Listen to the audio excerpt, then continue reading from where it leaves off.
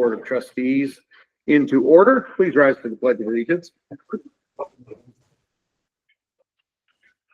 I pledge allegiance to the flag of the United States of America and to the republic for which it stands, one nation, under God, indivisible, with liberty and justice for all. Right, we'll take roll call for our work session here this evening. Nathan. Here. Billy. Here. Stephanie. Here. I'm here. Ben. Fran. Here. Tony. Jennifer. Here.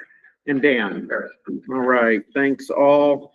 In our half-hour work session tonight, we'll have an opportunity to discuss openly some of the things on tonight's agenda, some things that have been requested for the work session. We will have public comment and board comment to kick off the 7 p.m. regular board meeting. By law, also want to offer the opportunity for board comment and public comment during the work session, but I remind folks that we'll have the opportunity during the meeting as well. So is there board comment at this time that would be appropriate for the work session? Yes, Mr. Moore. Wow. The note was appropriate for the work session. Not appropriate. Deemed out of order.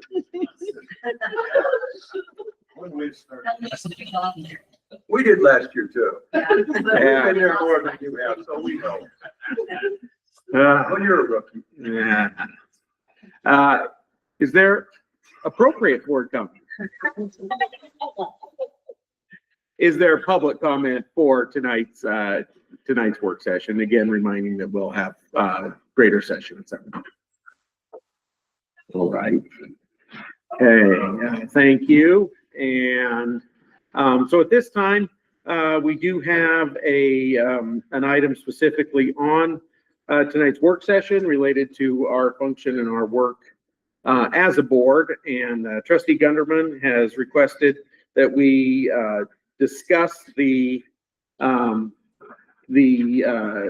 purpose of the work session and the time that we spend with these and what we're achieving. And so, Trustee Gunderman? Well, I commented at the last one inappropriately, since it was not on the agenda. So, but my understanding when we started work sessions was that it was something we were going to evaluate and see if it was helping us.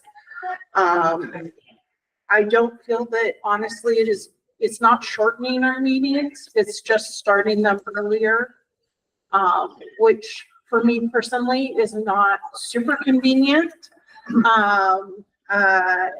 And so I would like us to do what I feel we said we were going to do, is evaluate if these are working and make a decision going forward if we're going to continue having work sessions prior to meetings. Thank you. Yeah, Mr. Bean. And so Ben and I had spoke earlier this week. I agree with Jen. I think that it could be helpful. However, it needs to be that everyone is going to be here at this table, because otherwise we are reiterating or mowing through the same things that we already have, which makes our board meetings long. And, with Vicki saying what she did last time, it's tough for our staff to be here, the community as well. It's tough that we're already starting at 7 o'clock for, people like Dave, and the rest of the administration that's here at the times that they are. I think that we need to take into consideration and evaluate us as a board to what are we, if any. Thank you. Yes. Recognizing that the earlier time is difficult, I still want to suggest, is there any reason we can't just start the board meetings at 6:30 instead of 7? I know that Hamilton has their board meeting at 6:30. I researched it a little bit to see what other districts are doing. Hamilton, it does 6:30. I think, Corvallis does 7. And I think that part of the concern is we want to make sure that we're doing it in convenient time for, the public to attend.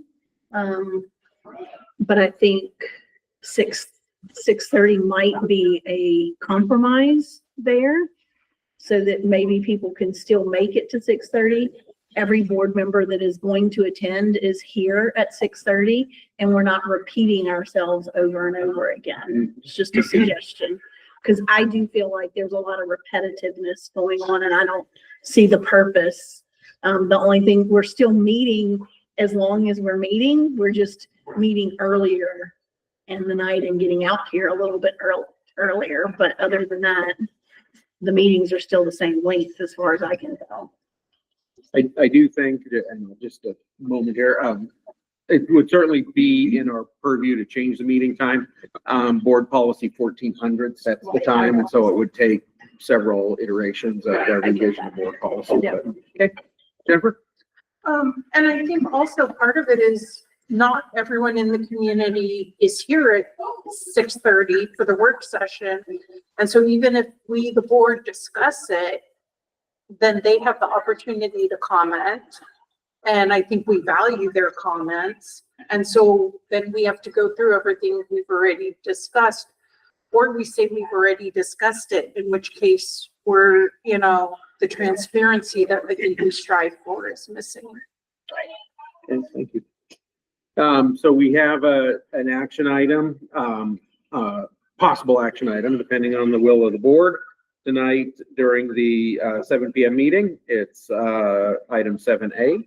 And so we'll be poised to take action should it be warranted. Mr. Mullen. So I guess the question that I'm asking myself is, are we talking about completely doing away with work sessions that might start at 6:30, or perhaps having 6:30 or whatever time work sessions when there's a need, or we as a board deem it to be appropriate to have a work session? Because there are times and there are ways in which work sessions can be beneficial before board meetings, if they're perhaps more structured and more focused. I know in other districts that do this, their work sessions are very focused. It'll either be on a particular item, it's on the actual agenda, no decisions will be made, there'll be some kind of board discussion.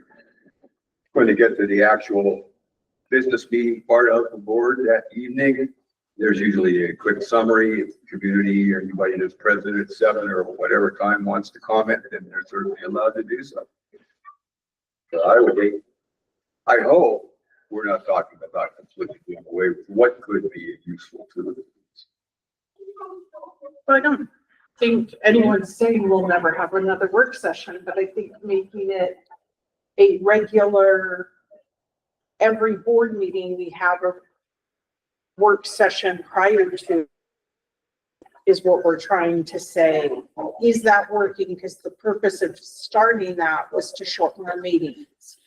I think there's a bunch of ways we could look at shortening our meetings if that's our goal, and be more effective in how we handle our agenda, if that is truly a goal. Looking at changing up our consent agenda, other boards put different things in their consent agenda, which helps speed that process.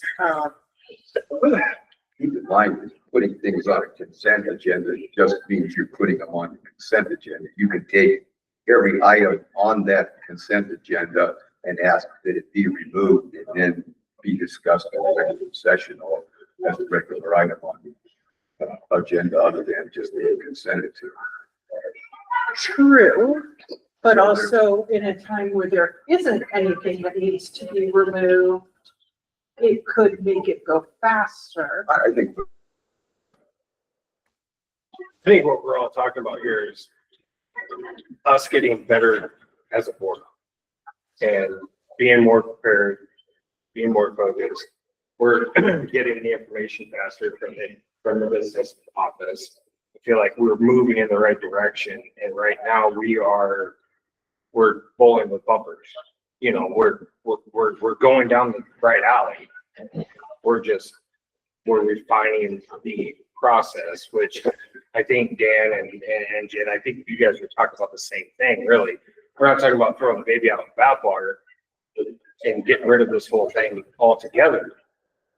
We're talking about maybe every single time this doesn't necessarily need to happen. That's just my opinion. Stephanie? I'm glad that we tried it. I think it was worth the effort to see how it would go. In my mind, there's just a few too many questions about how the glitches that happen with the public and with the 2 different meeting start times, and that people are very used to the 7 o'clock start time versus the 6:30 or 6:15. And the whole purpose of having these meetings is to make sure that we get to hear from you guys what you have to say on these different items. So while the board definitely needs to process things out loud amongst ourselves, you guys being here to see that, to hold us accountable, and to chime in is a really important part of it. So I like the idea of staying open to having work sessions before meetings, but not having it being a standing item. I agree with Stephanie. I mean, I think they can be important, but if we're just having them just to have them, then they just get kind of random and nothing really gets accomplished. But, you know, if we have something specific that might require some extra conversation, that would be good. And then we just stay focused on that thing. Thank you both. All right, further comment on this? Again, it is action item on tonight's main meeting agenda. All right, moving on then. Trustee Ash has some very important and well-researched information around her work with tracking education-related items in the Montana legislature, which is very appropriate this time of year. I am going to deviate a tiny amount and make a bit of a comment here in congratulations and sincere appreciation for Trustee Ash stepping into a leadership role, Montana School Boards Association. Stephanie is representing District 6 in a vice president officer position. District or region? Region 6 represents a 4-county area in western Montana. And Stephanie's been getting more and more involved, as have some other trustees with MTSBA, and has opened up the door for her to not only represent Stevensville, but represent that 4-county area of western Montana, and then serve in a statewide role on their board in that vice president role for Region 6. So congratulations and thank you. Congratulations, Stephanie. Floor is yours. I don't have very thorough and in-depth information, actually, this evening. And I apologize if I think I said that wrong, but what I want to do tonight is to just talk to you guys briefly about how I can be helpful with making sure that you have the information that would be useful for you so that you can, whether it is observe the legislative process or just be aware of bills that are coming through that are important socially, financially, or just to public ed in general, or to help you participate in advocacy in any way. So whatever it is, it's free choice, whatever end of the spectrum you want to participate on. I just want to make sure that you have that information. The MTSBA does a really good job. If you guys all get the emails, they do a great job. You get daily updates on what's happening. There will be calls to action. They've developed a portal that you can actually just it's primed and you can just go in and kind of adjust the message and fine tune it to be from you, and reach out to our legislators that way. We can also email from here. You can also show up and testify. I guess what I'm asking from you is I want to try to narrow it down. If you guys are going to be reading the information that comes from the professional advocacy groups, then then great. And if you can navigate the systems that way and have a good feeling about, Montana legislature.gov or ledge.gov, then good. But if I can be helpful, I want to know how I can be. I don't want to cut and paste or rewrite everything and send it out to you guys. But if there's some amount of that would be helpful, then I'm happy to do that. I do think what Dan brought up after I sent the email out last week, our legislators hear from the advocacy groups all the time. They're super involved in what's going on up there. To hear from us is really important. To hear from community members, from people that work at the schools, the people that have kids in the schools, people that are sitting on school boards. That's the information that, I mean, you guys know what that's like. Here, we walk into a meeting, we think we have all the information, we feel like we know how we're probably going to vote. And then people get up and start telling us their experiences and we understand it differently, right? So it's a really valuable to be able to connect, and email is the best way, or the portals through the call to action stuff through PTSD. So how does the community do that? So we have access to our professional platform through MTSBA, but the community would do it by going to leg.mt.gov. And on there, there's all the information. You have to dig a little bit harder, but you can look up to see who your senator is, to see who your representatives are. I would urge you guys too, if anybody's reaching out on behalf of the school, to not just do your local, but all of the, and I can list things out and get this information to you. This is just very handy, so you don't have to do those extra steps. But I would go valley-wide on these. They have schedules. They talk about what's happening that day, that week, the things that are on deck, what the committee works are, what committees are working on. But so that's a great resource, and they've really updated that website since the last session so that it's really user friendly. I will chime in with our own board policy 1135. So there's an entire policy on school board advocacy. Really good information there. I would encourage everybody to take a look at it. It's 1135. In terms of reaching out, school board trustees are encouraged to reach out, are encouraged to heed calls to action, to follow up with legislators. And I'll read straight from the policy. Trustees may initiate advocacy outreach and or legislative policy action via hard copy or electronic communication. Inclusion of the board chair and superintendent in communication is required when the trustee uses their district email or when they use their personal email and they represent themselves as school trustees. So just a line in the sand that advocacy is absolutely welcome. But when representing as a trustee, there's a couple of things to do. Representing as a business owner, as a parent, making no mention of being a trustee, do your thing. Does anybody have anything that they would like to specifically get as far as information that would be helpful? All right, I'll just keep rallying some stuff up and sending it out your way. Admin, do you guys have any interest in, I'm assuming that you're getting good information through Sam, because they're amazing. So I signed up to be the legislative network for the area. So I'll push stuff out. It's got to be off of Tina's time and off of the school. Thank you. Yeah, thank you, Mr. Conley. All right.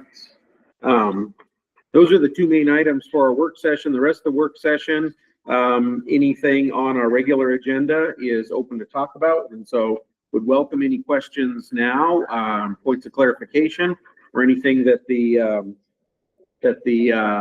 superintendent may wish to share with us information-wise that may facilitate a more efficient board meeting.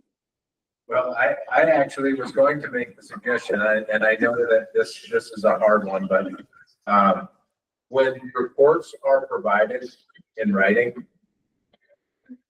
maybe it makes sense that if there are questions about the report, that you ask those questions rather than me taking the report where I've written out a description of each topic and hitting every one of those topics. But if there's something in there that, yeah, I have some questions about this in your report, and we talk about that, might streamline that. That could be the case.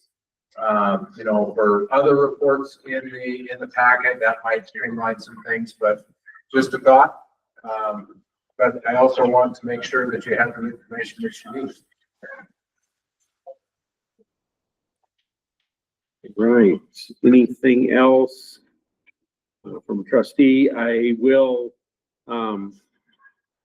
maybe we could use a little bit of this time, Superintendent Tennis, to direct some discussion around the MHSA annual meeting.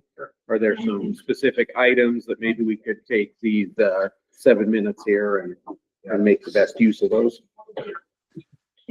Since that's not an action item. I, in my report, have given a little bit of a summary, and I know Danny is getting familiar with those as well.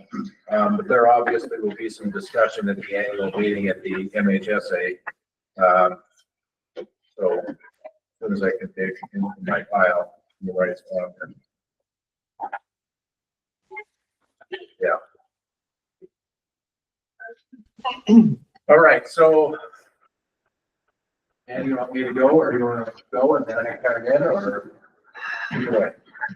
Why don't you go and I'll Okay. chime in? Okay. You did All a right. great job. So the first proposal on the MHSA list is to allow 8th grade students, basically anybody below 9th grade, to participate in anything, even middle school basketball, high school basketball at the same time.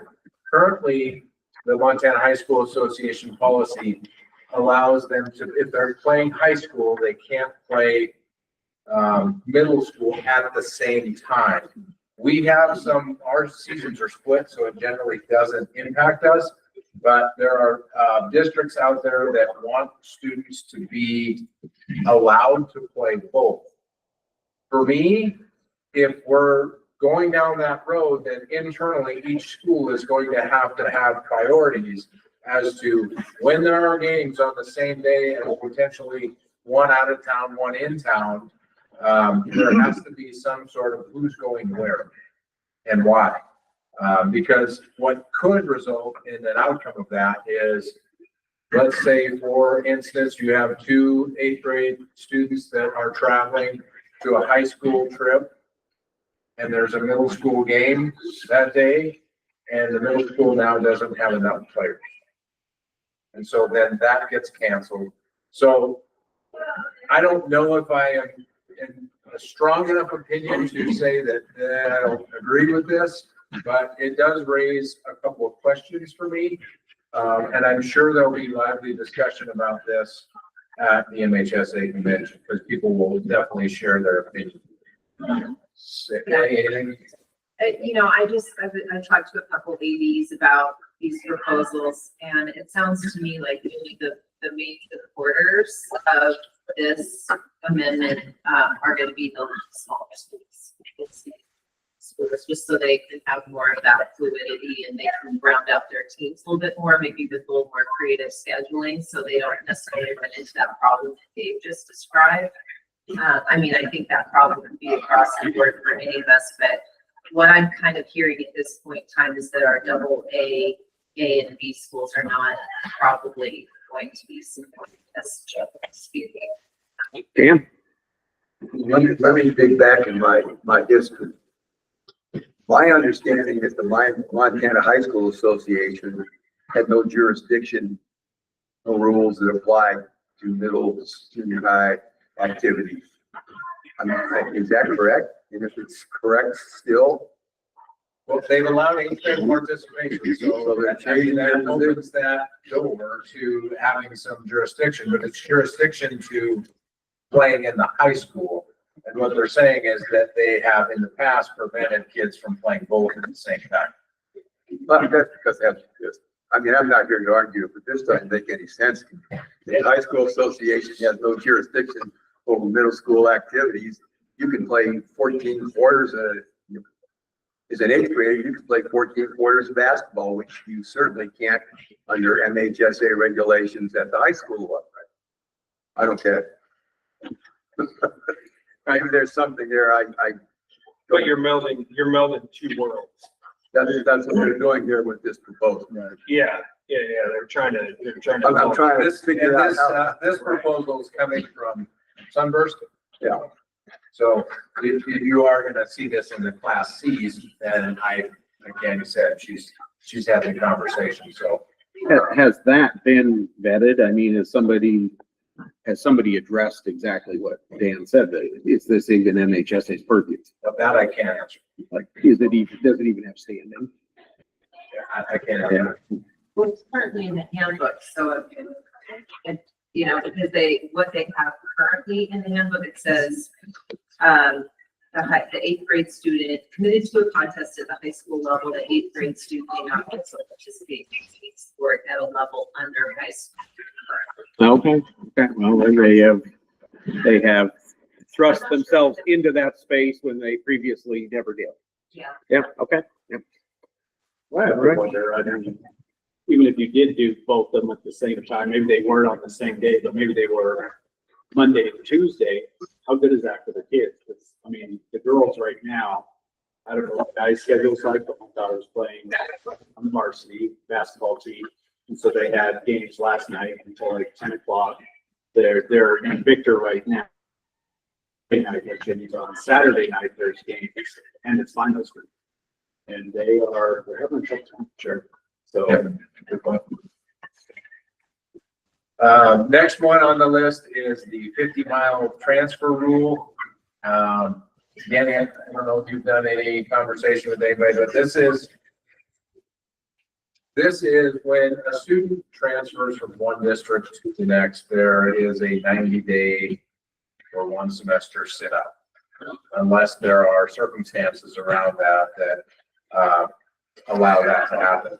This particular amendment is saying that if a family that the student is living in, they move within 50 miles, so outside of this district, that they would still be subject to the transfer rule. And previous to that, if you physically move to another district, you're eligible to play in that district because you physically moved to that district. This is saying that if you move within 50 miles, that you have to sit out. And I just think about our valley here. This doesn't work for me. Like, I don't know if you're. That's what the general consensus is, I think. And even, yeah, we have so many of those communities here in Montana that this would impact. Does that apply to homeschool students since they're exempt from that term? I mean, that doesn't exist, but homeschool students can come and go as they please wherever they want to play whatever sport. Yes. With no time set. We got to sit out. Does this apply to them also? I don't I don't know the answer to that question, Dan. I mean, currently, like homeschoolers they have to play in the district in which they live. So that is the schools right now. Transfer in and out of districts, so I don't have. They could play soccer with us, they could play basketball in Hamilton, all in the same. Yeah, their rules are different. Pretty sure. we can clear that up. But I think that was a proposal last year to keep them with their resident district. I think I'm they do pretty have sure to stay with their resident district. I don't think that they have that. I'm pretty sure that was passed. Did they put that through? So, it is 1 minute to 7, so we'll circle back to these here. So, can I get a motion to adjourn our work session? Motion to adjourn the session. Fran?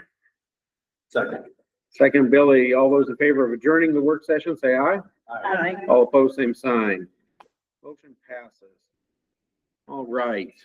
And with that, it is 7 PM.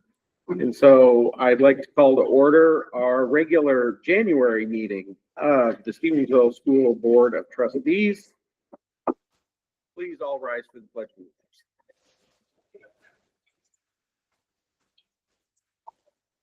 I pledge allegiance to the flag of the United States of America and to the republic for which it stands, one nation, under God, indivisible, with liberty and justice for all. Thank you. All right, so, we'll take roll again for, all in attendance at our regular, board meeting. So, Dan. And Jennifer? Here. Tony? Fran? Here. I'm here. Ben, Stephanie? Yes. Billy? Here. And Nathan? All right. I would also like to thank our student representative. So is here with us tonight, and we'll get an opportunity for you to share some things if you've got some of that on your mind. Okay, thank you so much.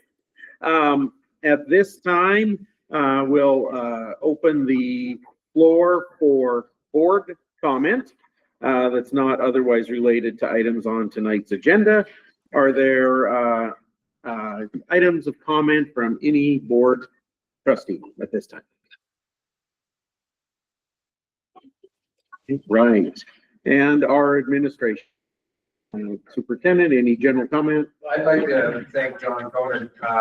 Today was our first day, well, not our first day, but first session with a consultant working on ELA curriculum adoption. I was able to peek in occasionally during the day. I know Fran was there as well, and just some good work, some solid work. I was just happy to see that all rolling. So thank you, Mr. Conan. Yeah, wherever he may be.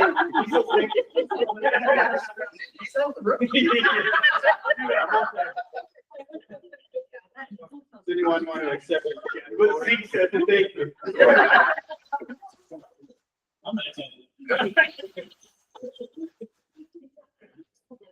Very good. Okay. All right, any other? All right. And at this time, we'll open the floor for public comment. Time for comment on matters that are not on tonight's agenda.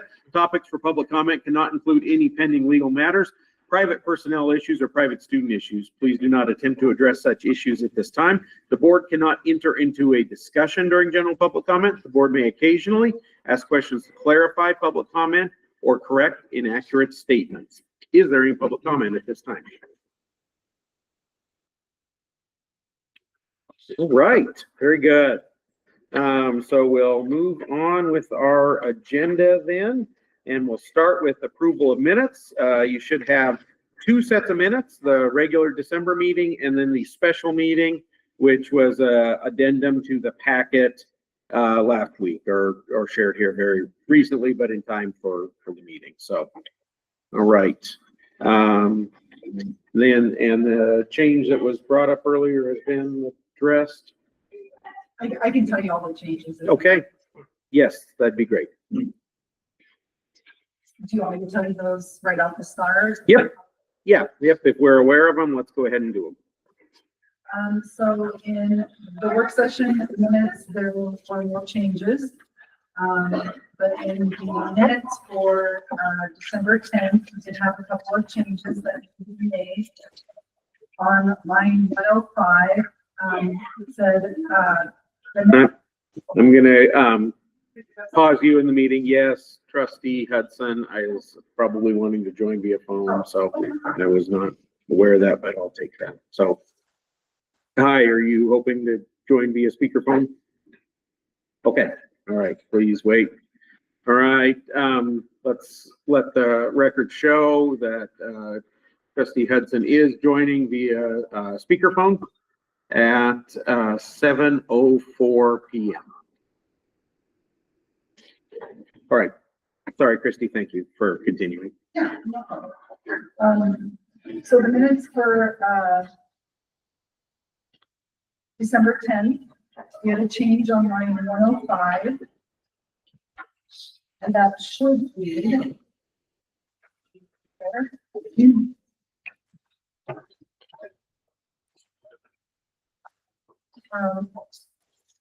It should read, will be held next week. So we'll just add the word week at the end. And I think then all of your notes have been, the ones that you'll sign are all corrected. So just have to sign them. Okay, And then on line 226, or that same section.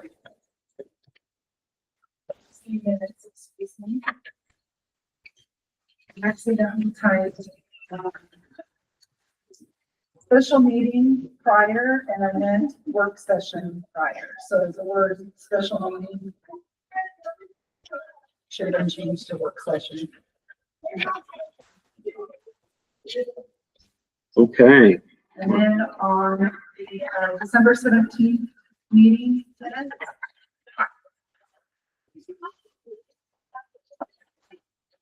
When we did roll call, I need an employee. And then you can convene, and he wasn't there. He was there and I guess I should say in spirit. So I just need to remove his name. Sorry. You're fine. One picture. And that was the only changes that I noted, unless somebody else noticed something. Hey, other changes or questions about the minutes? All right, I would entertain a motion to approve the regular December meeting minutes as amended by the clerk. So moved. Nathan? Second. Second by Fran. All those in favor say aye. Aye. All opposed, same sign. Motion carries.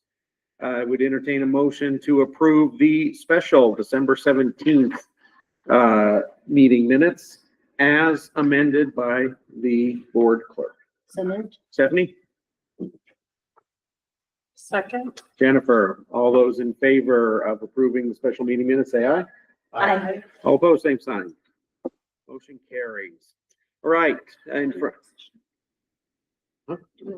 December 10th. a work session. Oh, yeah, yep, thank you. Sorry. Thank you, both you, Stephanie and Fran. The work session minutes from the regular meeting, prior to December 10th. And so, there were no amendments to those? No. Okay, so, the work session minutes as presented with no changes. Is there a motion to approve the work session minutes as presented? So moved. Fran? Second. Second from Jennifer. All those in favor of approving the work session minutes as presented, say aye. Aye. All opposed, same sign. Motion carries. Let the record show that trustee Hudson has disconnected, from the meeting, 7:08 PM. Right, moving on to claims. We have claims tonight in front of you, starting with claim 41992. And I'm not sure what they go through. I don't have my summary sheet tonight. Do they go through 41991? Is that our, no, 4199, no, that's just out of order. 41992. 41987 is the first claim, I think. Is that the first claim, Christie? I'm sorry. Yeah, it's 41987 through 42067. 75 claims in front of you, for a total of $460,914.48. That's not inclusive of student accounts. Questions about the claims? Yes, Fran. I have a question. Page 7. I asked some questions, but my follow-up question was not answered. Montana DECA, the state hotel rooms for a total of $5,053.94. It's my understanding that that's being held in Missoula, so I'm just wondering why we're paying for hotels for students to stay in Missoula and why they're not just traveling. So I just walked in on that. That's okay. The DECA state competition, it's a 3-day competition, but it's in Missoula, and we have a $5,000 claim. I know that it was explained that that's not only hotels, but it's also registration. I'm just wondering why we're paying for hotel rooms when it's just in Missoula. Is there a reason we're doing that? I think it's because of the events that happen later in the evenings and things like that that go on. That's my understanding. Okay. Just a red flag for me, because I know that we have students that travel to Missoula a lot that sometimes have late competitions, and they're, they still come and go back and forth. So that was my question about that, the hotel rooms for that. Thank you. Jennifer? As a parent who's had a child who's gone to that competition for 3 years, their programming pretty much goes from 8 o'clock in the morning till 11 o'clock. There's a lot that's, I feel, is built into that. So I think there is a purpose to they have all the kids there. And my guess is that anyone participating in DECA is probably staying together. That's I why mean, I'm asking, I don't because know I'm not for sure, but that would just be my perspective. Okay, that's why I'm asking. I'm not familiar with the program. I don't know how things, what their schedule is and stuff like that. Thank you. Thank you. Other questions? Thank you. I had previously asked the superintendent about claim 42001, our largest claim on the books tonight, just shy of $200,000. It's our annual fee and agreement with the co-op. And so I had questions that I just wanted to share with everybody, that this is our one-time fee. This is not CSCT. This provides essential services for the district, but it's a very large sum of money, but it's a one-time annual fee. Yeah, and that's payment for the director, for school psychs, for speech pathologists, for OT, PT. That's what that payment. Right. Other questions about tonight's claims? Yes, Nathan. I don't necessarily a question, but a comment. With our adult education, we paid, $1,300 on a flyer that goes out in the mailer. I think that, and I will get a hold of Christie Rooster Club, but I think with today's technology, going through that flyer, I've never seen it, so I asked Dave for it. There's a ton of good stuff there that is utilizing our gym, people in this community, and I think there's better ways to get it out there. Not the only way, I'm not saying it's not to do it, but I think that there's better ways to get it out there, and I think with today's technology, I think that we should work toward that. There's a ton of good things there that people should look forward to. So I'd like to know if we can get that on our webpage to where Christie could send out a text, have people that are getting Booster Club text messages that they can go to it. Yep, that's good. I will, and we've had people rolling in this week, and actually the flyer is, we started that last year, and had good turnout as a result of that. And so we repeated that this year. And Vicki Vernon has been at the front of the high school taking registrations all week. I think, is that right? Yeah, all week. So we've had lots of visitors, so I think it's great. Yep. I'll make that up. Further board questions on the claims? All right, public questions, public comment. Yes. The adult ed stuff is the website. I found it there possibly. Oh, perfect. Thank you. I'll have Chrissy reference that in a text message where people can just click on that and sign up for it. So thanks, Jeremy. All right, very good. Can you sign up on the website? Did you notice? I didn't think so. Lisa gives them. Yeah. It'd be nice if you could add that. Yeah. But then you do get to come in and see Vicki. Right. Yes. Can you come in and see? Can you come in? Right, other questions, comments on the claims? All right, we'll have student accounts to do after this, but is there a motion to approve 75 claims, starting with 41987, ending with 42067, for $460,914.48. Stephanie? Second from Nathan. All those in favor say aye. Aye. All opposed, same sign.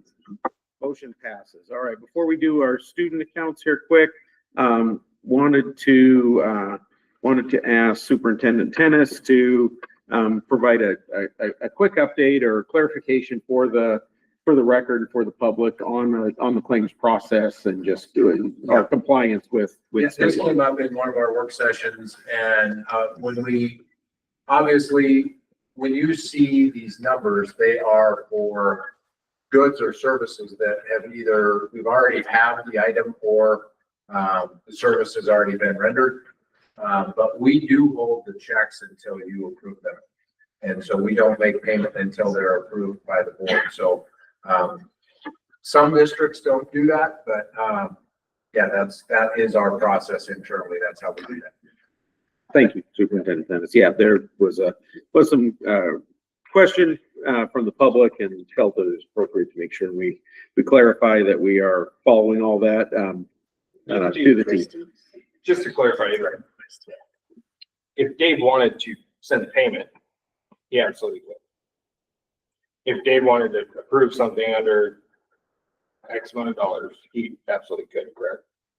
He can, yes, the superintendent can authorize the spending of funds, but the payment does not go out unless we've made a special, we've passed a special motion that could happen without going through the claims process. But yes, up through that $80,000 threshold, absolutely, superintendent. And we do that with our visas.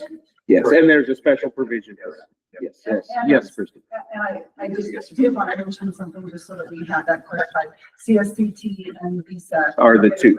Yes, They're- there are two special items that pay before the board approves. I guess that's what I was referring to. Yes, before the board approves, those could be paid. That's right. That's right. So, all right, thank you for that. So moving on to student accounts here. So, Sorry, I didn't want to interrupt you again. no, please, go ahead. I forgot to put that sheet in there to help you. Yes. So the amount is 29,816.30. Okay. For student account. All right. So in front of you tonight, you have student accounts to review and claims to authorize. Are there questions about student accounts and claims? All right, public question or comment? All right, can I get a motion to approve student claims this month to the tune of $29,816.30? So moved. Jennifer, Second. Stephanie, all those in favor say aye. Aye. All opposed, same sign. Motion carries. I did want to ask a general question, just now that we're kind of past that on the budget summaries that we've kind of seen from time to time. It's been a while, the out of Black Mountain, the budget summary work I'm happy to provide those. We haven't put them in the pack. No, but I'm Okay. happy to provide those. Okay. Dave had said that we were talking about them in resource, which I haven't been involved in for a little bit, but I'm happy to provide those. Yeah, that'd be great for our next resource meeting. That'd be Yeah. great. Okay, thank you. Okay, all right, moving on, we have consent agenda, we have some employment, and we have a single resignation to look at tonight. So items on tonight's consent agenda have been organized as such due to their similar nature and have been deemed unlikely by the superintendent board chair to require individual discussion. Any trustee has the right to request an item be removed from the consent agenda and debated and acted upon by itself. Does any trustee wish to remove an item from tonight's consent agenda? Trustee approval of the consent agenda only pertains to those items that trustees legally have the right to approve under 2-3-202 of Montana Code annotated. Is there any objection to approving the consent agenda as presented?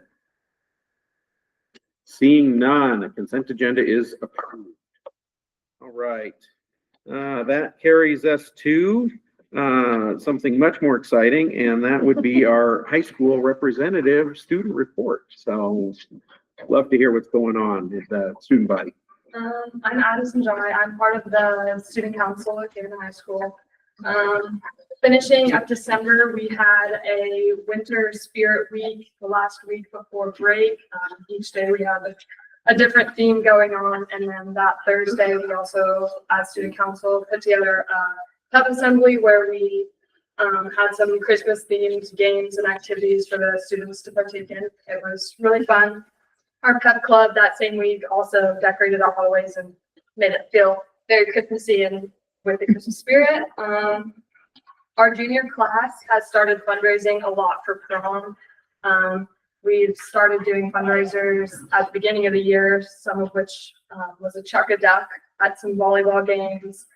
We've done a couple raffles. We're currently doing a raffle right now with some Lady Grizz and Men's Grizz tickets, a Yeti cooler, a gift card bouquet, and some Steve Eye gear. And then all those proceeds will go to prom. The student council is preparing to go for a food drive into February. It'll go to the pantry partners. And then as of right now, the high school students are just finishing up their finals and preparing for the end of the semester. Thank you. Thank you. All right. Any questions for the student body? All right. Thank you. Excellent report. I Frank. have one. Yes. How do we support y'all's raffle that you're doing right now? Is that just on campus? Can we come on campus to get tickets? How do we do Yeah, that? we're gonna start selling them. I mean, as much as we can, especially at some of the basketball games and stuff like that. So they'll be around here and there. And I mean, there's a lot of us too that just have some with us. I don't have any tonight, but just carrying them and can always ask. Okay. Thank you. Thank you. Excellent report. Thank you. Thank you. All right, curriculum report. So Superintendent Dennis, Mr. Conan, all of the above. He's back in the room. Miss all the accolades. Yeah? I was pumping you up and we're here. And doing that. All right. A lot of excitement going on in the curriculum world, believe it or not. You know, this is my 26th year of education, and I think today was probably one of the most exciting days that I've been part of with a team that's excited about the future of where we're going. So today we had a third-party consultant here from Side by Side Consulting, based out of Libby, Virginia, but this presenter was actually from Colorado. She was here today. She helps lots of districts nationally implement and choose curriculum programs for literacy. And so she's one of the top literacy consultants in our area, and she spent today with us. One of the things that we really wanted to do was to build a foundation and a philosophy of what we believed in. There's so many of us coming here with different experiences to the table. Since I've been here the first quarter and a half of school, almost 2 quarters now, that's one thing I've realized is that we have people with different philosophies on all different areas, I guess, of reading philosophy. And so we spend a lot of time looking at the research and what it says how the brain learns to read. There is now has been being pushed a lot more as science, that there is a way that 95% of kids are able to learn how to read. There is a process for that. And so she kind of took us through that. A lot of us have had some of this training in the past. There's been some conflicting, I would guess, philosophies that are out there that have been competing through curriculum. Curricular companies, publishing companies, trying to sell something that is not based in evidence-based strategies. And so one of the things I put in my report was a podcast called Sold the Story. I really would love for you guys to take a chance to read, or not read, but listen to it.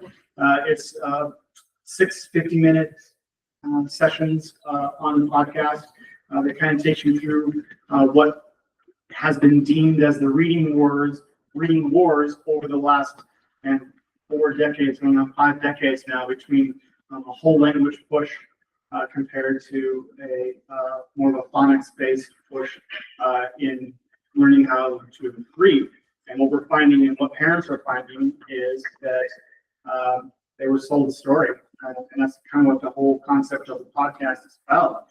Their kids were struggling with reading, and teachers were putting in, not the teacher's fault, but the district's fault, or the philosophy of what they believed in at the time. And we're not teaching to that science of learning how to read. using phonics. And so it's not all about phonics, but that's a big push, a big difference between the two theories. When I listened to the podcast, I was really upset myself because there's things that I've done in my 26 years in education where I was on the other side, where we were using some of these programs that they talk about because they were touted as some of the best programs out there, but there was no real evidence behind it. It was all a media campaign pushed by a publishing company. And you'll hear about that in that podcast. And unfortunately, a lot of these programs are all over the US and even in our area around here. Some of the teachers that have been, I won't say any names, they might be in the room, but some of the teachers that have been here for over 20 some years know this has been something that we've done in schools. And now that we know better, we can do better. And so that's what this whole push is. And we wanted to build a philosophy around science of reading first, and really kind of understand how students learn how to read. And then even our high school teachers were there, and our middle school teachers were there. We have a team now, and now we're going to look at using some rubrics to help decide what curriculum we think is best for the kids seated in front of us, as well as the essential standards that we choose and what you can afford. So that's kind of the next push. My goal is hopefully to get something to you by March with the proposal. So that's kind of the fascinating things going on in the curriculum world right now. We have several more meetings before March before we bring that forward to you. I think that's the big gist of what I'm going to share there. Well, I did speak last board meeting about a grant that we were possibly up for. We are not up for that grant. It went to schools that had a higher free and reduced population rate. So it would have been great to have another grant. This district has had grants in the past. They had the Reading First grant. Calculated almost 20 years ago now. I was part of that grant in Great Falls. Steve, I had it here. And so unfortunately we were not eligible for that grant. But we do have the ability to purchase a great curriculum and bring in some trainers and to be able to create some trainers on staff and use the people who we have to help train the rest of our school and create a process that we'll use for other subject areas. Thank you. Say what's the name of that podcast? Called Soul the Story. Soul the Story. Yeah, I put it in the board report too. Okay. My section. If you don't want to spend 3 hours listening to it and it's worthwhile, about 2 weeks ago, Atlantic Magazine published a very in-depth article that's entitled That, and it summarizes pretty well what that podcast is about. Can I ask a question? Yep. Are we using that queuing strategy to any great extent, or are we using a reading program currently that is more based in research? We currently do not use a queuing system, to my knowledge. So I've only been here 2 quarters. I've been here a little bit longer. Some of our other staff that are over here might be able to respond to that too, but I do not believe we are using a queuing system like that. Now, there are pieces that I found that are red flags for not strong instruction that I can say that we have in place. Most schools do have something. And so there's a big push, Dan, right now, right? We're up to, I think, 33 states now that have legislation. And our state has legislation proposed to put science of reading, making sure school districts purchase programs that are actually based in that science. David? What are we talking about? You know, when you come on to something like this, and we all know that, you know, the next greatest thing is the next greatest. Right. But I love you guys. You guys, every single person that I talk to loves everyone that's in that lifestyle. Like, I think that you guys are going down the right track, but what does that take for you to be able to take what you believe in and have the rubber meet the road? Is it, you know, financially to change a curriculum, to do stuff like that, to get to what you're talking about? Right. So what I found in the 2 quarters here that I've almost been here. I kind of use this analogy with staff. We have some unbelievably hard working teachers in our district. And if you think of them in a rowboat, right, if they're fighting in front of you, so I use this analogy with them, but everyone is rowing, right? The problem that everyone's rowing so hard is the fact that no one has that direction of where we're going. So everyone's rowing against each other. And so now what we can do is put a program in place that builds and scaffolds off each of the grade levels. Like right now, we would love for our second grade teachers to know what the kindergarten and first grade, what they have done fully is in place so they can take off and go. Right now, we're filling a lot of gaps that we'll get kids into our classrooms because right now, and no fault to anyone before us, and I want to honor the admin team that were before us, but they had a philosophy of let's just make sure we're hitting the standards, right? You've heard that push for some common core came out, but make sure we're hitting the standard. The problem with that is if you're only hitting the standards, everyone can hit the standards different ways, right? It's not doing it systematically. And so one of the things that we're really working on is making sure that we have essential standards that build on each other from grade to grade to grade, but then trying to find curriculum that helps meet those those needs of what our kids have and meet those needs of what the essential standards are on top of, and here's the kicker, right? On top of being able to make sure that we're using the same language and the same terminology, because I think what I've found is like we have so many people working so hard, but we're all using possibly different programs to do it, right? And so each program sometimes has different language within it. And so some of that language conflicts with each other. And so the second grade teacher might get a kindergarten or first grader that they were calling it something different, and now they would call something different, and then the next year they call it something different, right? And so it'll help with this. You probably heard scope and sequence before. Scope and sequence, how things are laid out, not only thematically, but with our brains on what they're ready for at each grade level, and that way it's building on. We know they've had that and they've mastered it before they come to us. So you're like curriculum guys. Yeah.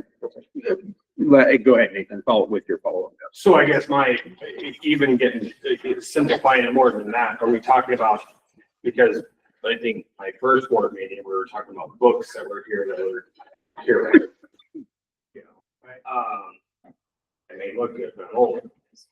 So is it like how like from the very start, like how would we start to implement something to change this language where everyone knows about it, right? From the K to the 6. And that's where getting a team of teachers that were committed to be on this committee first, like they had to apply to get on this committee, get some people that want to be part of it.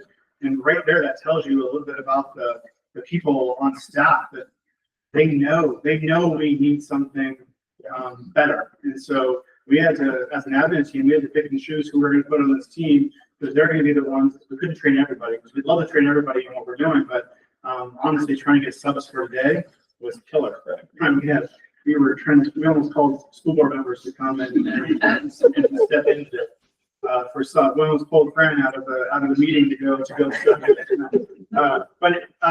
So we have a team that's willing to not only learn all about the science of reading and learning our curriculum, but they're willing to help teach the rest of the people on their team, and then building a system. When we have new teachers coming in, we have new teacher orientation, right? We can help them get acclimated more. Because right now we're handing them some old resources. We don't have a curriculum guide. We have state standards, and so right away some red flags go up on like how strong is that curriculum going to be, right? So we're working as hard as we can with the stuff that we have.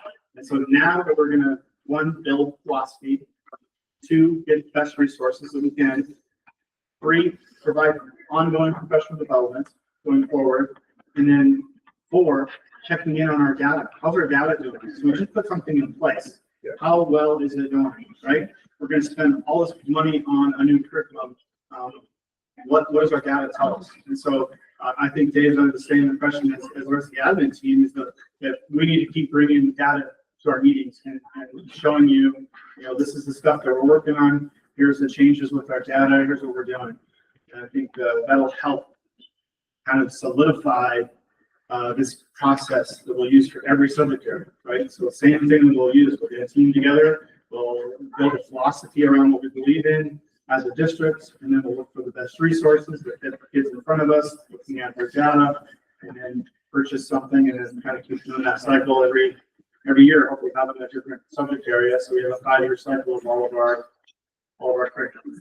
Well, I think you guys are definitely on the right track. I think that with what, like I said, the people on the left-hand side of this room, you guys have started to develop a culture.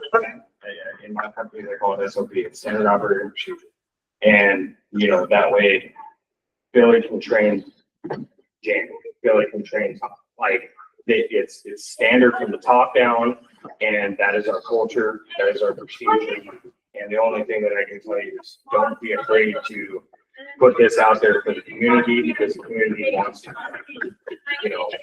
there's resources out there, plenty of resources out there that when we say, this is, whether it's personnel or whether it's financial, be sure to let the community know, because this community. So I think you guys are phenomenal. Well, I think you hit the header there is like telling the story of what we're doing. So You gotta paint the picture. Yeah. Like, you have to paint the picture and let that person know where they fit in the paint. Because otherwise pictures are cool, but if that's just hanging in your house, doesn't matter. Yeah. When they can picture it in their own house, that's where it makes a difference. It is interesting, though, that we had some concerned citizens, which are fabulous, like here tonight. They came, right? We had a school board member, other school board members were interested in coming too. But we put this out to parents. Like, we want other stakeholders, especially from the parent side of the state council. We pushed it out for 2 weeks or so, and it's just about getting people to come in. But I'm gonna keep doing that. I think we'll keep doing that, trying to get parents involved in these decisions too. So it's not just like it's all of us teaming around our kids, because it obviously takes a village, right? Yeah. So, Kudos to you, and I think you guys are doing a great job. Dan and then Fran.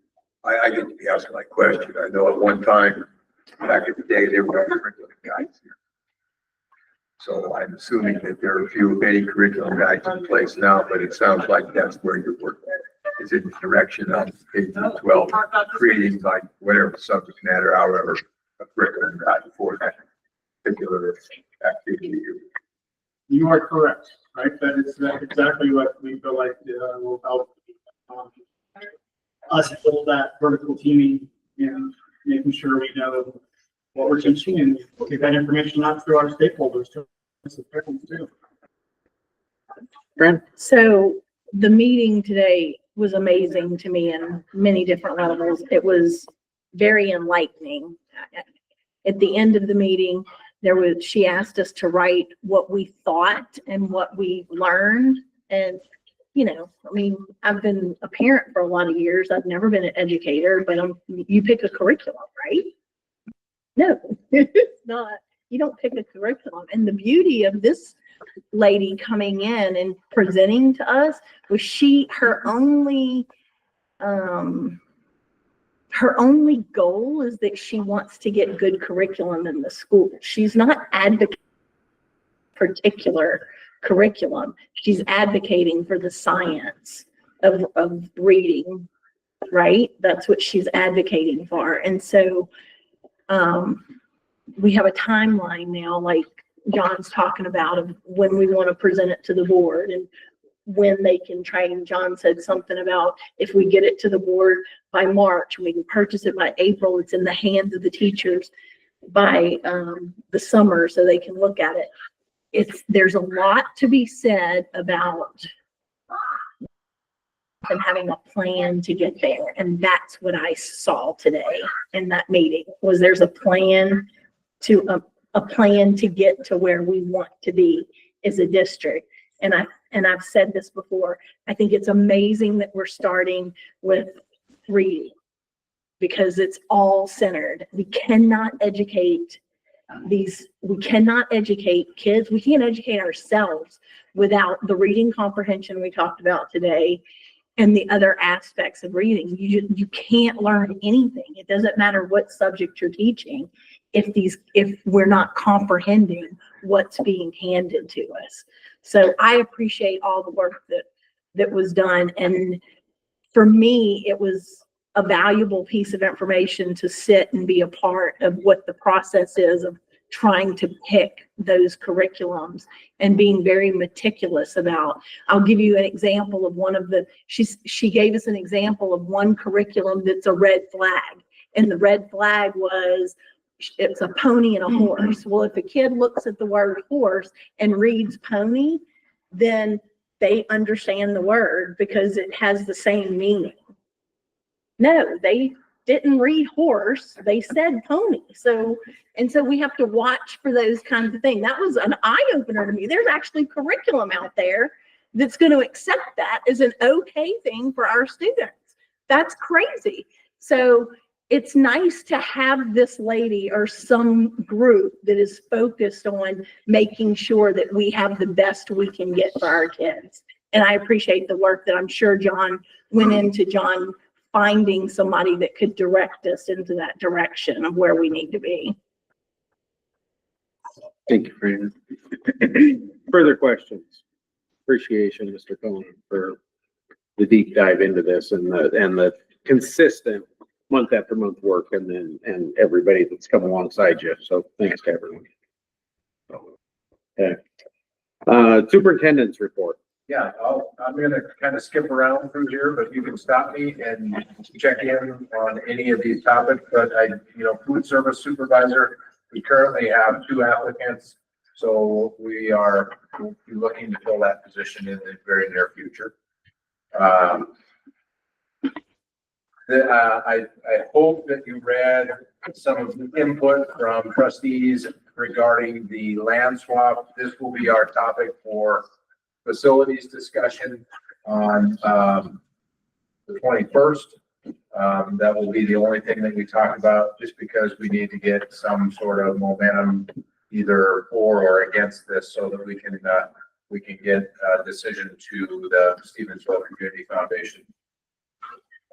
Resource committee, I want to point out the tuition fund work is a huge amount of work, and Christy and Glenda have been working hard to get a bunch of this stuff put together. So one of the things that you have in your packet is an enrollment report that is just our student enrollment report from the school, but there is also a list of our out-of-district students and their grades. So that gives you an idea of how many students are here in the district from other districts.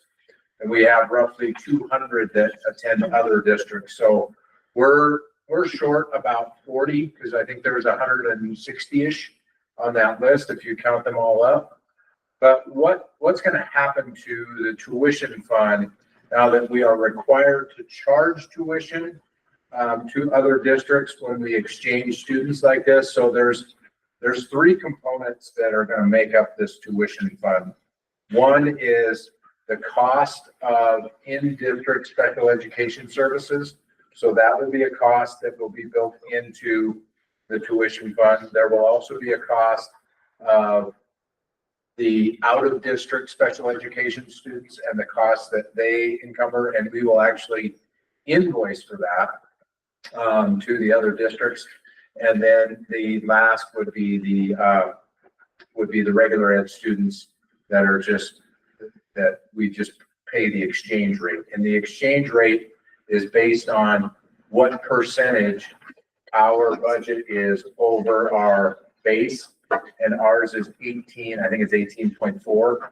And so that equates to about $1,500 a student if you're just taking regular ed. So I am working and building a presentation to kind of go through that in more detail, but I wanted to get that out there, and I will circle back with that information in the near future. Questions about that?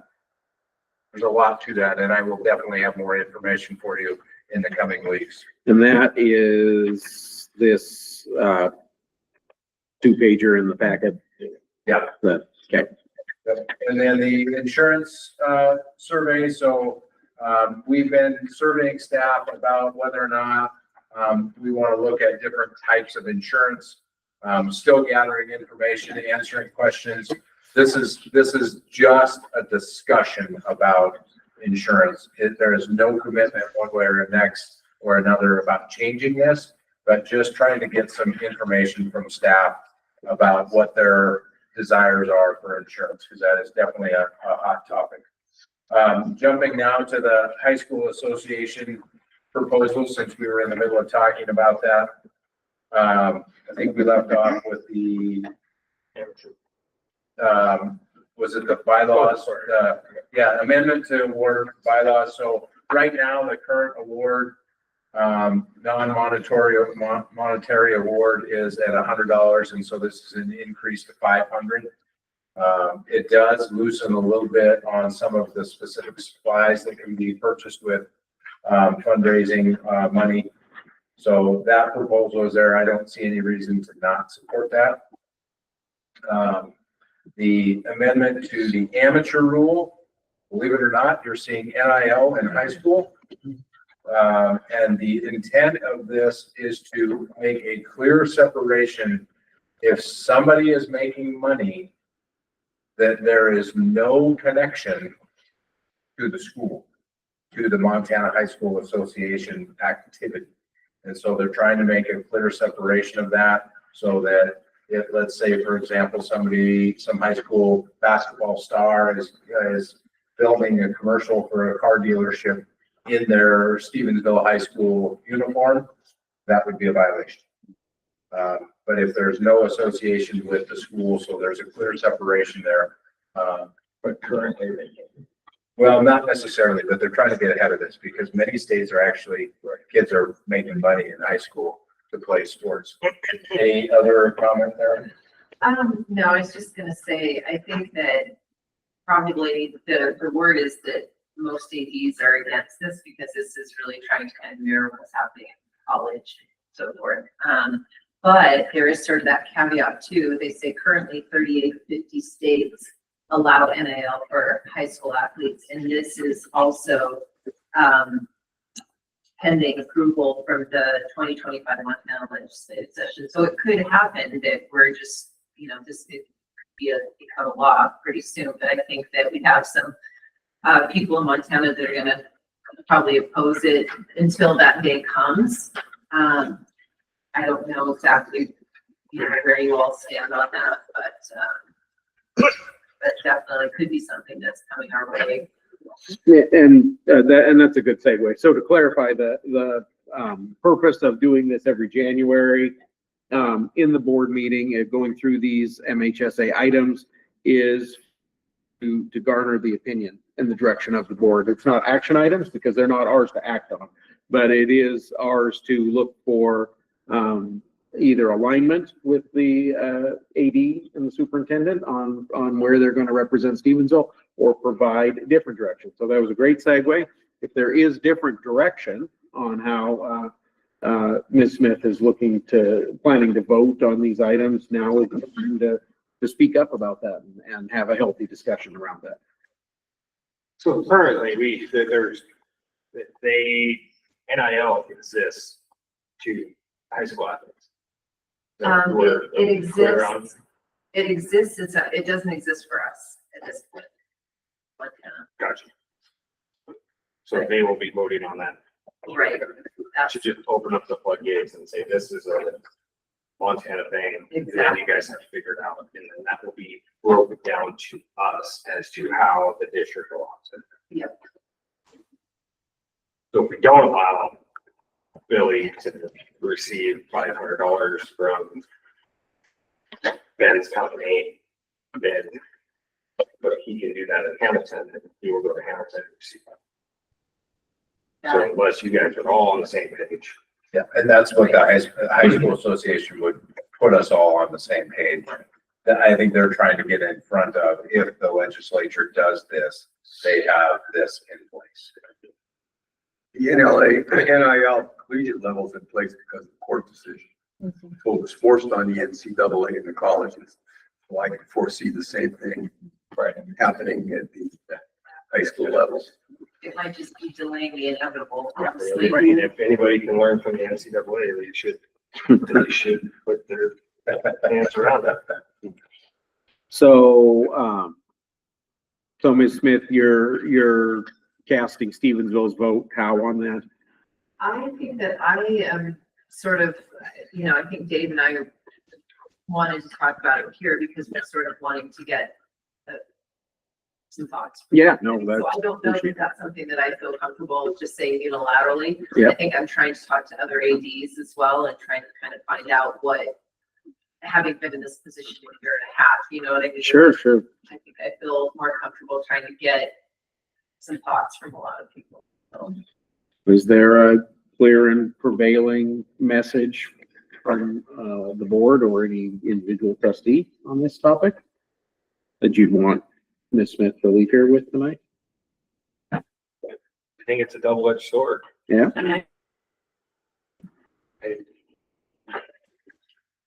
If they don't do it here, they're gonna do it somewhere. I for one know that's probable. And to think of it right off the bat, I agree with you, Dan.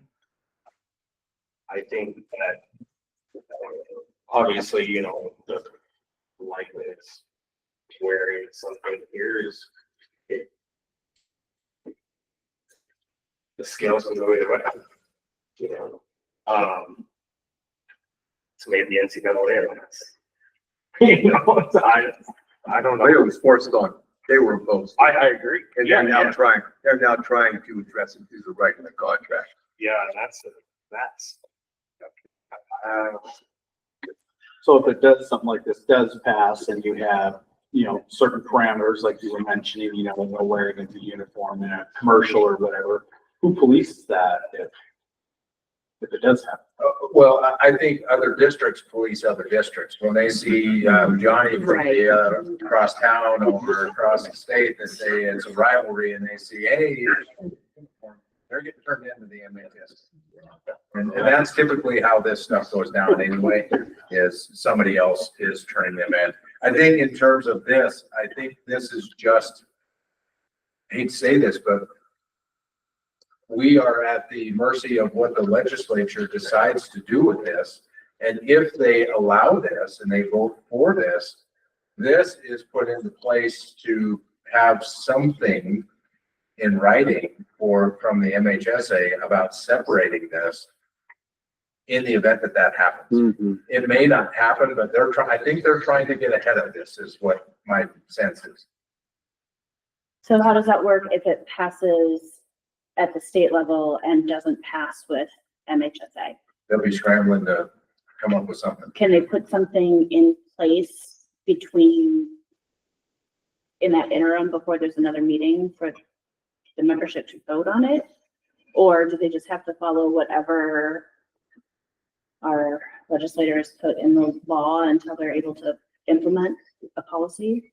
I believe that this is the only meeting where new proposals are entertained. Right. I don't think there's any So other. it would be next year before This they then come up. creates the handbook for the next year. Yeah. And so this is why the timing is January, so that handbooks can be updated for the upcoming activity season. Yeah, I agree, Dave. I think that is how it is. It's just Yeah. at least when I was the booster president, it's that one meeting that they do. So I agree. I think this is a way for MHSA to get ahead of it, because if there's no guidelines and it passes, then they have some restrictions set up and some guidelines. If it doesn't pass, then the restrictions, the guidelines are there, and what's the big deal? You have restrictions and guidelines there, right? How can you enforce, let's say all this goes, and this isn't a question to you, I'll just ask it. How can you enforce Title IX and allowing NIL? Like if I pay all of the boys basketball team, or if I go pay the studs from Hamilton and the studs from Corvallis and the boys, and I get them to come here, all of a sudden we don't care about them. But our booster club can't buy freaking jerseys for the girls, not the boys. You know what I'm saying? Yeah. Like I agree with Dan. I don't have a problem with it, but money makes people do weird shit. So it's tough. Good point. Cause this valley will get strained. Will. It'll get strained. There's a lot of money in this valley that a lot of people don't know about. You're gonna get a lot of kids going to a bunch. I would imagine that this will be a lively discussion at the I conference. agree. I'm glad I'm not. Well, and even the towns with 2 and 3 AA then. Absolutely. How easy is it to shop around in Missoula or Billings? Look how Missoula is now. You know, let alone if Les Schwab gets involved and starts paying shirts that goes for Sure. I mean, there's a lot of money that playing there. I don't know.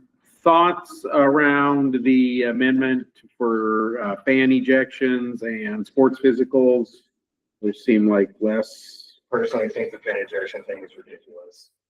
The refs need to grow up. Like I mean, I think that what we say during a game as a fan, as a ref is walking down, what I've seen over the past 3 weeks is absolutely ridiculous. Like, grow up. We're adults. And I mean, there's obvious blatant stuff, but Dan can speak. When we went to state championships, I have gotten thrown out, I think, of every single arena, stadium, gym in this valley. But it was for my own safety by the cops. Like, the refs never. Like, grow up. I think you could talk. I have both seen sides, though, too. instances here. Fans need to grow up too. I mean, I can get carried away a little bit at games too, and then I kind of feel bad later, but I mean, the high school game for crying out loud, man. I've seen instances here at Stevensville where we have had fans attempt to assault officials. I think that, yeah, that's obviously. That has happened. Is We had an incident here in the fall where We're just talking about words. Well, and I would just kind of submit this, that, you know, right now, I know that we're dealing with across the board with officials, is we're having such a hard time. getting Yeah, I was gonna ask, does this help keep officials officiating? Is this what coming the from them? piece of that. I don't. Where it stems from, but that would be my guess. No. This is a MHSA executive board proposal. So the, Behind the scenes, the hallway talk is that's where this. kind of Yeah, comes exactly. Like, where does the concern? Yeah, stem yeah, yeah, from, right? yeah. That would be my guess, because I know that, you know, there's a lot of concern about getting officials, but then the ones that you can get, you know, a lot of times we're worried about, you know, the quality of the official, if, you know, if we really have a shortage, right? I think that's a big part of it. But I think the other thing to just stress with this is that we already do have some protocol for, like, if a player or a coach is ejected, like, it's very clearly laid out. This is just simply adding another piece to it and saying, okay, if this happens to a fan, this is what the protocol is. And I don't know, you know, I think to your point, you know, in terms of what could get them ejected, I don't know that that's necessarily clearly laid out, right? And I think that's the problem. It becomes like a power struggle Right. between two adults rather than just, we live in America, as long as you're not hurting somebody, then we're fine. I know, it's just, I get what you're saying. I just think it can get really hard sometimes, because I think, you know, the lines get really fuzzy too, sometimes with kids. Yeah. You know, and when we're trying to kind of run her well, Right. you know, and sort of that difference between, okay, on one hand, we can yell when they're serving, that's okay. But if we say anything that's directed toward one player, that can be harassment, and that can be grounds for ejection or some sort of a sanction. So I think, you know, we just have, I don't know. I mean, is it ever gonna be completely clear in terms of what constitutes a, you know, an egregious type of thing? I don't know, but I think that we just have to try to keep working towards keeping it a fun environment, an environment that promotes good sportsmanship.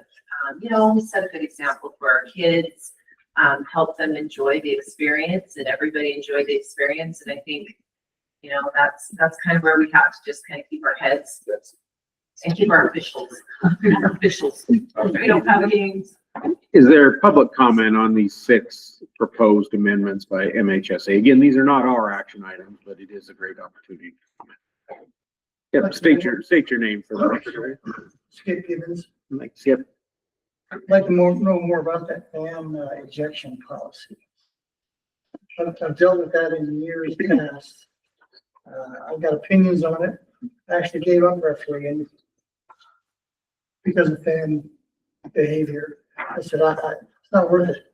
So I just walked away from it. So. Do you want to know more about what it says or? It imposes a 3-game suspension for fans ejected from an MHSA event. And then it includes penalties for repeated offenses. So it's designed to promote sportsmanship and consistent enforcement. So how do you promote sportsmanship if you allow parents or fans to act in unsportsmanlike behavior or manner in the stands during a game of some sort? Harassing the umpire, or harassing the referee, or throwing comments toward a player. How does that fit into sportsmanship? Yeah, I don't necessarily know that that's a question for me. My personal opinion is because one person saw one thing and one person saw the other, I don't know that both can't exist at the same time, I guess would be my opinion. And because the one person doesn't wear a white and black shirt, they can't speak their opinion, so they get ejected for 3 games. That would be my opinion. I don't think it's how I think it's expressing a difference of it, how they do it. I can tell you from having coached here, we had fans in the stands who were absolutely obnoxious and absolutely disrespectful and did nothing to contribute anything to what was going on the field or on the court. I don't think because you paid $6, $7, $8, $10 to go attend an activity, that gives you a license to go and abuse anybody. And in particular, when officials are trying to do something to allow kids to be involved in an activity and that interrupts it, that even drives the nail home even further. I used to get sick and tired of listening to parents to some things they used to say behind the stands. It was just terrible. Well, we were at the same game yesterday. Yeah.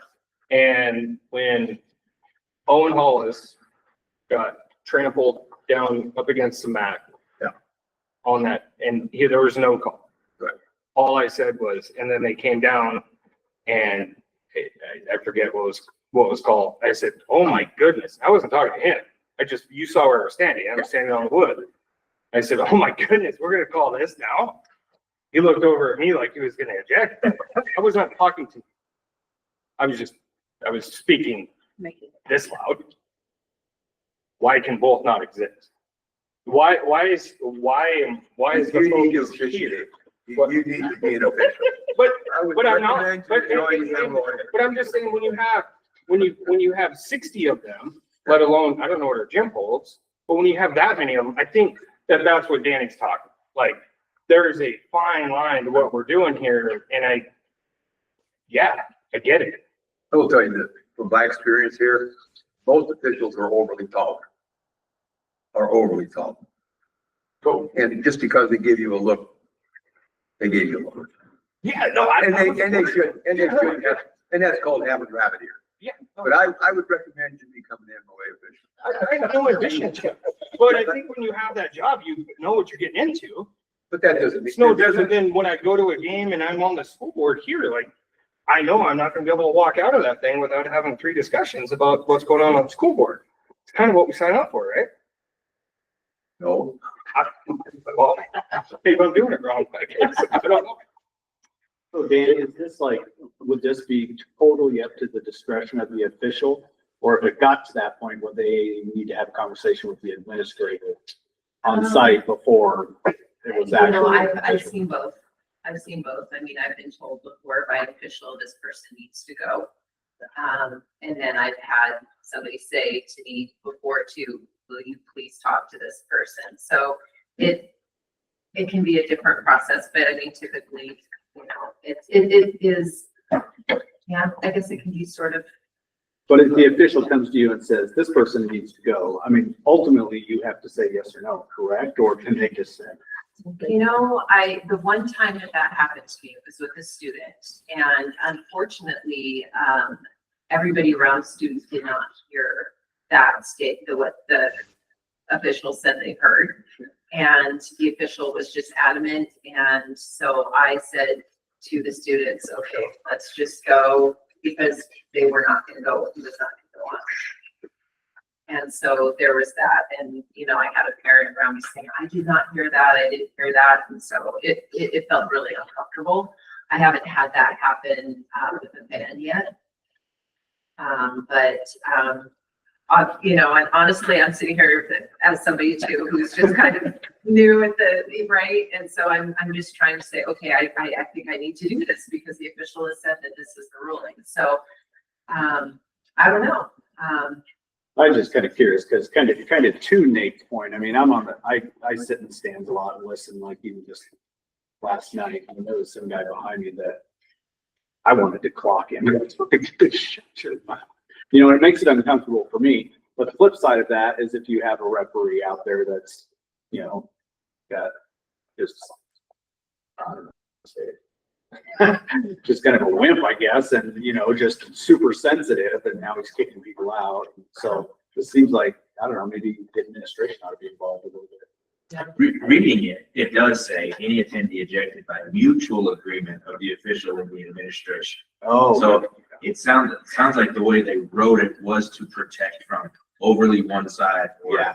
It's a mutual agreement that the administration and the official have to agree that what they saw was egregious enough for 3 games. How I read it. Yeah. That seems helpful. Yeah. Stephanie? Well, functionally, it seems difficult to enforce a 3-game suspension, right? Like, is the onus on that person to stay off campus during games, or like, Would be, and you then guys have to probably be fall to me. watched? It would be the Control of it, administrator. right? Like, yeah, it just seems difficult. It doesn't, that's not a reason to not support the No, rule. I just, absolutely, no, but I think just a functional yeah, I concern. would definitely fall to the school administration at that point in time. My question is about the physical exam requirement change. What are you hearing from other ADs? My understanding is that part of it is to get a real physical, like to actually assess where these students are before they play sports, rather than sort of how it is now. And then, but 2 years, during really developmental years seems tough. Seems a lot. Yeah. There's a real mixed feeling about this, because I think there is 6, 1/2 dozen the other, because yes, I think there's an understanding of, yes, this is a huge load for, you know, the healthcare community, right? To have all of these kids coming at the same time, but we do have ways to address those. Like we had a couple of people come intermittently, and they just spent the whole like 5-hour period, and they charged like $30, something really reasonable, and then they just sent kids through. However, that wasn't the comprehensive Right. exam that the kids would get if they were going to their primary care provider, right? So there's that piece of it. I think that one of the concerns is not only when you brought up about, you know, a lot can change in a year for a kid, right? And so is it really okay for them to do this every 2 years? But I think logistically too, I think it would be really hard to know, you know, like if somebody was coming from 8th grade up, let's say at the beginning of 8th grade year, they got a physical. And then if they moved to another town, you know, maybe within the valley or something like that, they lost their physical form. But wait, I got my physical a year ago, so it's still good. Like I can just see the record keeping with this even being really hard if it was every 2 years, because it can get hard even when it's every year, frankly.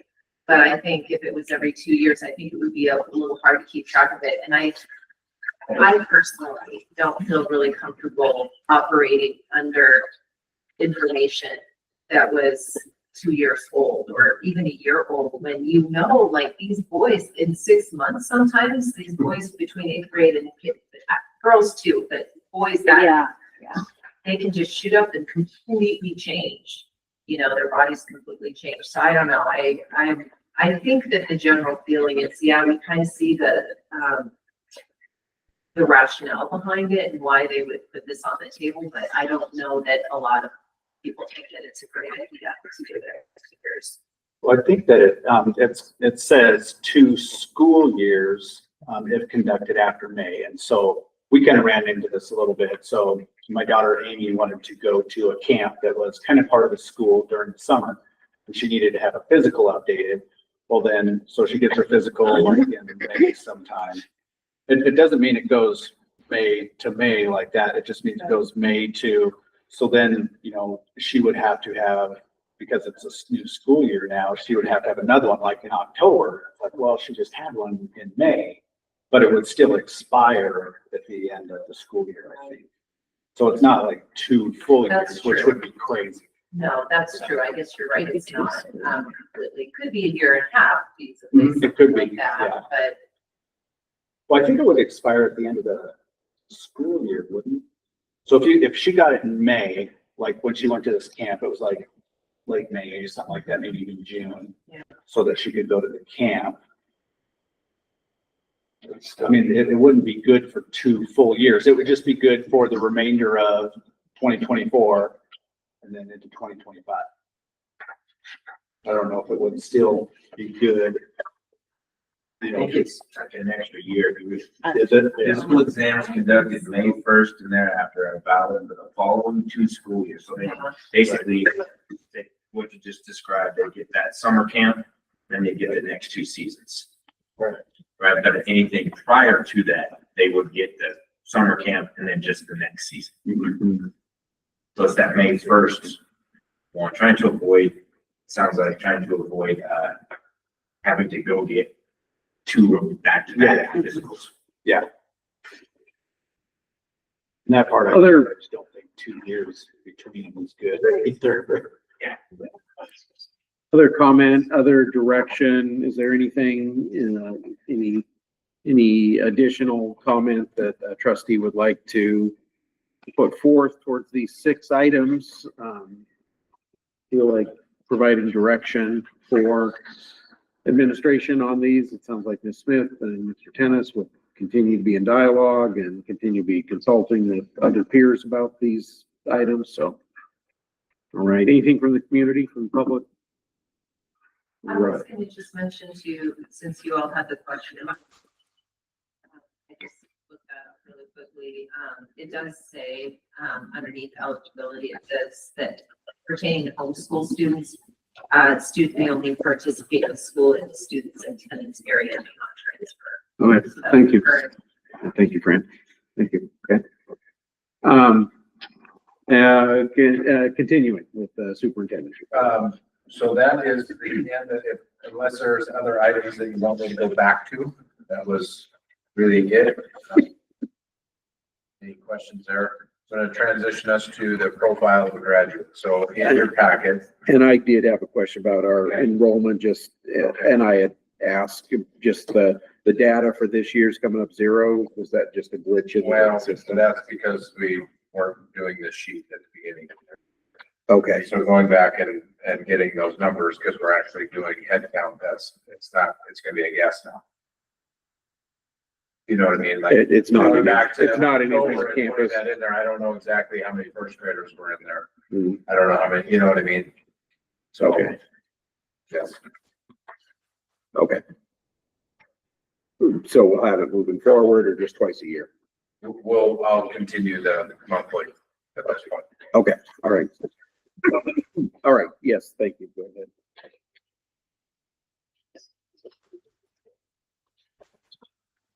Profile of graduate. It's a document that's in your packet. It's a draft document. We have not gone through the process of dressing this up and making this look all fancy. It's just the content. And believe it or not, the amount of input that has gone into this has been pretty robust.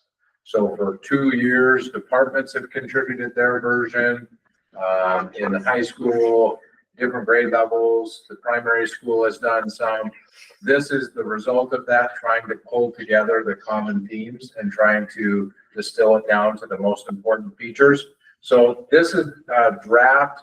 I put this out on our website for news, seeking input from the community. If they have any, please take it to the trustees. If you have thoughts on this, please email me and we will take that to our next SIT meeting, talk about that.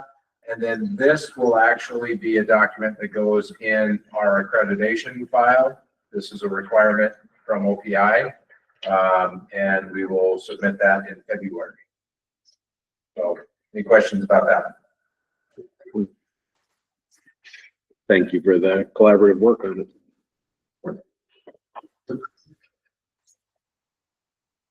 But was there a question? No.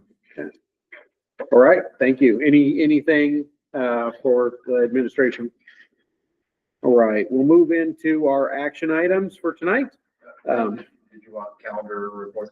I do. I'm sorry, I missed over that. Yes. So, Trustee Bean represents the board on the calendar committee, so it's not an official board committee. It's just kind of a liaison to the school and doing the work of building the calendar for the 25-26 school year. And so at this point, there have been how many meetings? So I've been a part of one on December 9th. Okay. Super informative. I'm new to this whole thing, so it was pretty cool to see everything that went a part of it. Sierra, Vicky, and John, I think, were the only ones there that were here.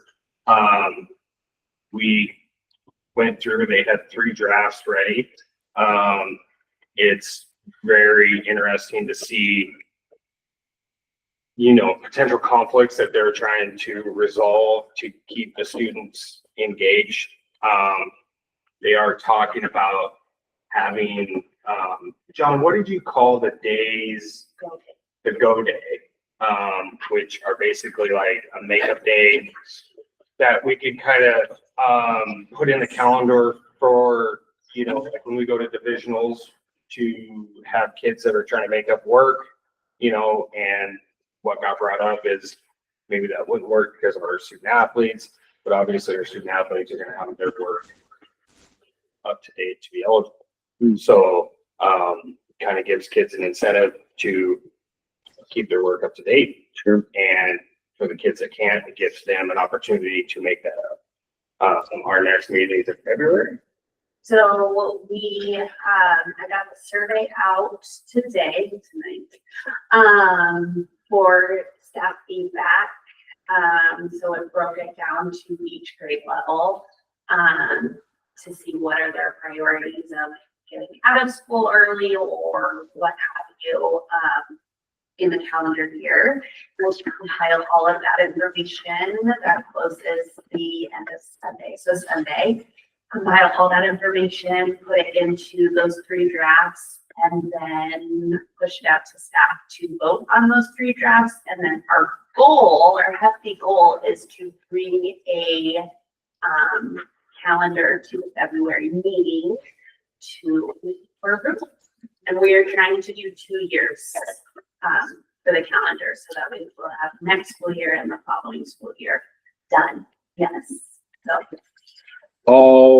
All topics on the table, or are there some sacred cows like start before Labor Day, keeping a spring break, or those? all being. So if there's an interest in changing those things, it could happen. Yes. Okay. Yep, it's all out there. Okay. Yeah. Right. Thank you. Nathan, anything else you wanted to add? Thanks for representing the board there. Okay. All right. Questions on calendar and clarity on what's happening there? All right. Wonderful. All right. We will move into the business action item section of tonight's meeting. We'll start first with picking up with making a decision or not making a decision around the continuation of work sessions, and the chair will entertain a motion. I have a motion. Thank you. I move to suspend, how did we say it before? Standard work sessions prior each monthly meeting. Didn't come out right. I move to suspend standing work sessions prior every regular monthly meeting, with the caveat that we can include one if deemed appropriate. All right, is there a second? Second. Stephanie, second by Fran. Further discussion?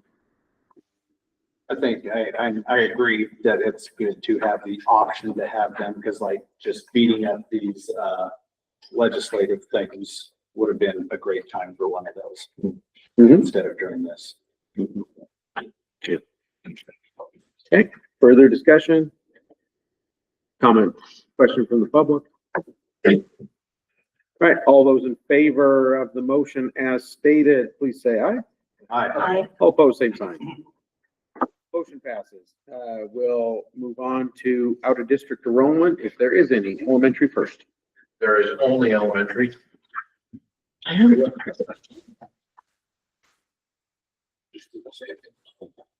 there are three.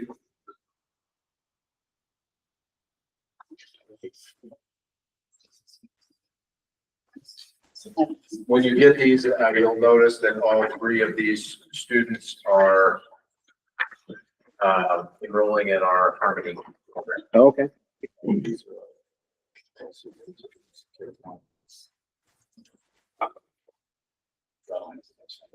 Did we end up, so are we coming up on the second enrollment Yeah, window? so it's open right now. We're trying to get kids in before the start of the second semester, but we will, this year, we will take them up until the Friday before count day. Great. And continuing the trend of elementary interest in this program. Yes. Okay.